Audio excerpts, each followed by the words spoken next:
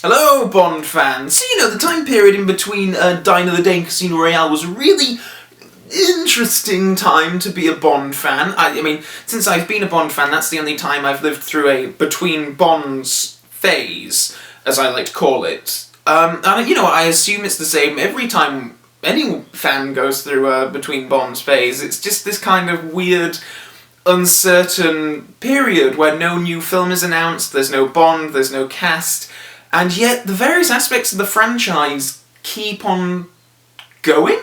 There were so many rumours. Would they make another film at all? Would all the MI6 regulars come back? Would Orlando Bloom be playing Bond? But even in a period of uncertainty, it's important for a franchise to still have a presence, and Bond's presence in video games was proving financially and critically successful. EA Games were releasing a new Bond game every year or so, and the first three to contain original stories, Agent and Fire, Nightfire, and Everything or Nothing, had been hugely popular and made a lot of money. Everything or Nothing in particular was praised for accurately recreating the feel of a Bond film, largely down to its impressive cast, including Pierce Brosnan as James Bond. Surely EA would look to recreate the huge success of that game and churn out another similar game? Well, no. Brosnan was officially dropped as Bond, so what do you do next? EA wanted to release Bond games, but it had no James Bond. The two games released by EA during this period of uncertainty provide us with two very different ways of going about solving this. From Russia with Love, released in 2005, would recreate the gameplay style of Everything or Nothing, but with the original James Bond himself, Sean Connery. But before that game, in late 2004, we had the first-person shooter GoldenEye Rogue Agent, a game which reacted very differently to the absence of a film franchise Bond by placing the player in the body of a Bond villain. All the marketing surrounding this game was really... I was getting really hyped. I was super hyped for it. I mean, a game where you play as a Bond villain? It's a premise that is just, to quote a media baron, delicious. I was super hyped for this game, and the premise is still incredible. I mean, with a premise like that, there's no way this game could be anything other than fantastic and exciting and thrilling and just, oh god, it's just bound to be one of the best Bond games, surely. So, with that preamble out of the way, let's jump right into it, shall we? GoldenEye Rogue Agent. The game loads up with the usual set of menus, and then it's right into the action, it seems. Clicking Campaign will take you straight through to the game's first pre-title sequence level. M, voiced once again by Judi Dench, has a brief prologue about an agent being terminated, and then we flash to 3 days prior when your character and James Bond are in a helicopter en route to Fort Knox, where Auric Goldfinger is going to radiate the gold in Fort Knox using a nuclear... wait a minute, this is all very familiar, isn't it? Goldfinger's taken his Midas fixation too far this time. Follow my lead and we'll get the job done. Bond is only briefly featured in this game, but I actually quite like the design for him here. I don't know if I like it as much as the Agent Under Fire model, and it looks an awful lot like Brosnan, but I wouldn't have actually minded a proper Bond game that used this model. After adjusting your control settings, the game starts off with a pretty big bang.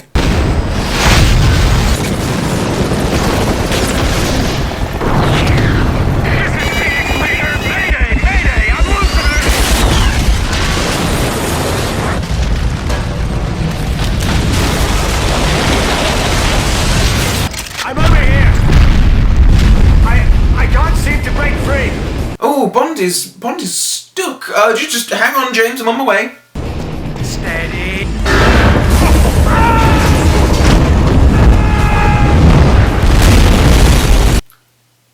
Oh, okay. That, that wasn't my fault. I'll start on a positive by saying that seeing 007 die in the opening seconds of the game is pretty incredible. It sets a dark, anything-goes tone, but one that is quickly ditched. But before that, we have the level in Fort Knox. It's during this level that several new gaming mechanics are made apparent, the first being that you can hold and fire 2 weapons at once. Awesome! And that the only weapons you can carry are the 2 in your hands. Not so awesome. Some larger weapons can only be carried with 2 hands, though, such as rocket launchers. The inability to carry a full arsenal of weapons with you is a function I find completely detrimental to my enjoyment of a shooter. I don't care if it's not realistic, I want to carry a Walther, a machine gun, a shotgun, and a rocket launcher all at the same time, and if you prevent me from doing so, then it's really going to affect your grade, Rogue Agent. The other big new feature introduced here is that you can knock an enemy on the head and use them as a human shield. This is a cool feature and one that helps this main character identify more as a villain, but then it's not like Bond himself hasn't used human shields from time to time in the films. When this game was being promoted, I remember they really focused on this particular aspect of it, that you can take hostages, you take someone around their neck and you use them as a human shield while you shoot, and while yes, it's not the nicest thing to do, I don't think it's exactly the most villainous thing in the world. I mean, these are other bad guys. It's not like GoldenEye's grabbing some pregnant woman or something and using her as a human shield. These are just goons. Other than that, the only evil thing this character does is send a Goldfinger goon falling to his death. It's not completely dastardly though, is it? I mean, I can't see Bond picking the guy up and dusting him off and sending him on his merry way, so why should this guy be branded as the most evil thing since Hitler because of it? After blasting your way through a bunch of troops, you make your way into the main vault within Fort Knox. The sense of anticipation leading up to this moment is pretty great. The music, how slowly the vault opens, seeing Oddjob's hat slice into some MI6 agent, it all builds up to a terrific end-of-level fight. That never happens. Boom! Nuclear device goes off, and oh, it was all a dream. A virtual reality training sequence. The main character is chastised by a rather rubbery-looking Judi Dench who can't seem to sync up her words properly. You were directly responsible for the death of 007. Your tactics are inexcusable. What, really? Sorry, can we watch that bit of footage over again, please? I'm over here! I can't seem to break free! Steady!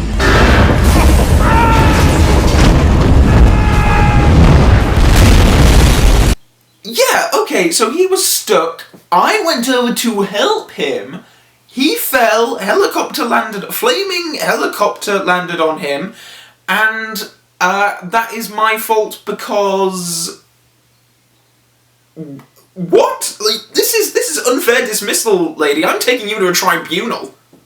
There's no place at MI6 for an agent like you. Well, we can't all be M's, Golden Boy, can we? Then it's off into the title sequence, featuring, well, no titles, but sort of summing up the premise of the game from here on. It's a cool sequence and one that I'm very fond of. It's stylish and it's quite incredible to see such an excellent ensemble of returning characters, including Goldfinger, Oddjob, Scaramanga, Dr. No, Xenia, and Pussy Galore. It's quite the ensemble. I declare war on Goldfinger. War.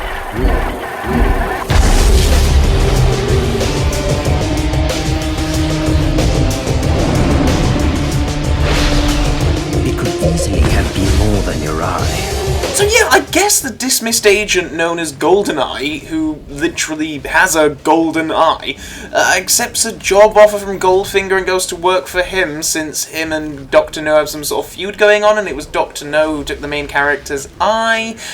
I'm not going to slag off the premise. I think it's a fun setup, to be honest. An eye for an eye.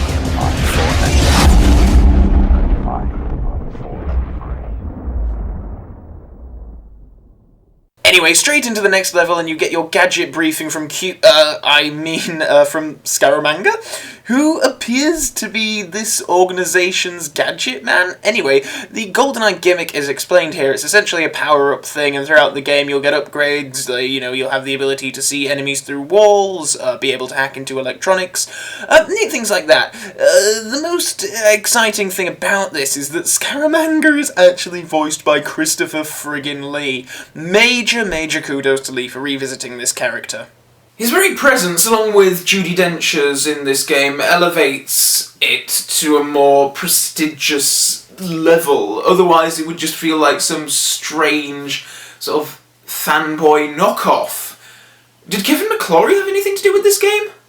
So the next level opens with Goldfinger showing off his new weapon known as the Omen, or Organic Mass Energy Neutralizer to be precise. The device releases energy that breaks down organic matter, resulting in disintegration. It's a powerful destructive tool, and Dr. No wants it, as he sends his troops to infiltrate Auric Enterprises to steal the weapon. Bring me the Omen. And a scarf. It's bloody cold out here.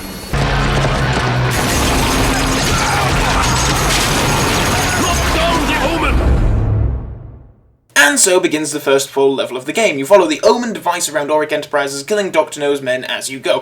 I'll be honest and say that I really liked the opening Fort Knox level of this game, and the first few levels of previous Bond games have usually ranked amongst my favourites.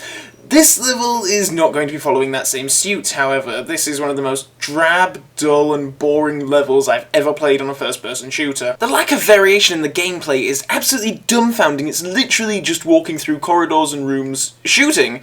Combine this with the level being overly long and you have one boring experience. And I know that this is a shooter, and the point of it is to obviously shoot people, but compare this with levels from other Bond games, like Phoenix Fire and Nightfire, for example. That level was nothing but action, but the variation of tasks and settings provided variation, which prevented things getting dull. You had the on-rails bits in the lift, you had to get the codes, you could be stealthy if you wanted. Here, there's none of that. It's just half an hour of walking and shooting. However, the level does introduce a feature that I'm very fond of. Traps embedded into the setting. It's a cool addition and something that's quite unique to this game when compared to other Bond games. I don't know if it's supposed to be another evil thing to try and remind you that you're supposed to be playing as a Bond villain, but it's a fun little addition. Also, I love how the laser from Goldfinger is present here. Shame it isn't interactable at all. Hey, you want me to play as a Bond villain? Why don't you let me throw someone onto that slab and laser them in half? Anyway, after overloading some reactor or something, GoldenEye leaves the facility and meets Pussy Galore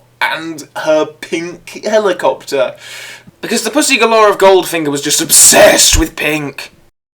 My name is Pussy Galore. You look like you could use a ride. Climb aboard, GoldenEye. Anyway, Pussy takes GoldenEye to the volcano lair, which serves as a base of operations for our villainous cavalcade. GoldenEye gets another GoldenEye upgrade before being sent to Hong Kong to assassinate Dr. No. Surely a level with a premise like this will make the most of a stealthy gameplay. No, it's just exactly the same as before. This level is without a doubt my least favourite level of the game, and probably of any Bond game up to this point. It's the most soulless, boring, dredge of a level. It ends with a fight against multiple helicopters, and it still manages to be tedious. To be honest, when I was recording footage for this particular level, I'd strongly considered just scrapping this review altogether and not even bothering. I mean, this level is just so draining, and so long, and tedious, and dull, that, yeah, I admit I died many times playing this level because I was just trying to speed up the process just to get through it, because it's just, oh god, it feels like it's going to go until the end of time. Like, I know there are a lot of rooftops in Hong Kong, but we don't have to go over every single one of them. I know last time I complained about the shortness of the levels in Everything or Nothing, but playing this really puts the whole thing into perspective. The levels in this game last so long, it becomes a chore to play through the whole of one level in one sitting. It severely minimises the pick up and play aspect, which is probably one of the main reasons I haven't fully revisited this game in about 8 years.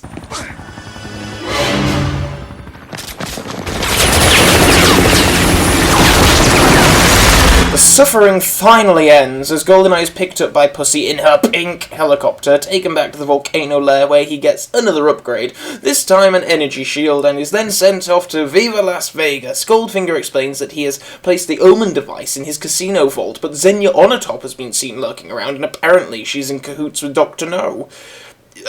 Chinese, Soviet, they're all commies really, aren't they? I'm eavesdropping on Dr. No's frequency. Sounds like the action's concentrated on the lowest levels, near the vault. Oddjob is already on the ground. Your fastest entrance will be through the Sky Lounge. What? Really?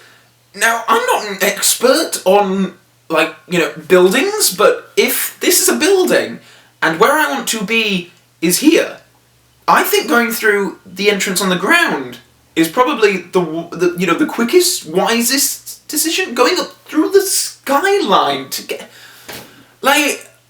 God, they really do, any excuse to make these levels last as long as possible, they will take.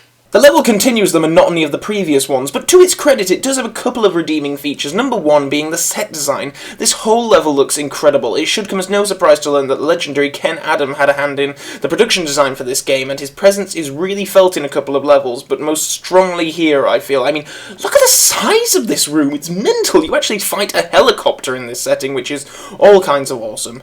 Oh, and there's also the appearance of a familiar-looking drill.